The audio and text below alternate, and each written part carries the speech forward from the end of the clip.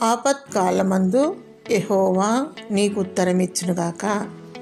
కీర్తనలు 20 ప్రార్థించినప్పుడు సజీవుడైన దేవుడు నీ మొరను ఆలకిస్తాడు, జవాబిస్తాడు. ఆపదలో ఆదుకుంటాడు. నిన్ను కాపాడువాడు కునుకడు, నిద్రపోడు. ప్రతి క్షణం, ప్రతి సమయం ఆయన నీకు సమీపంగా ఉంటాడు.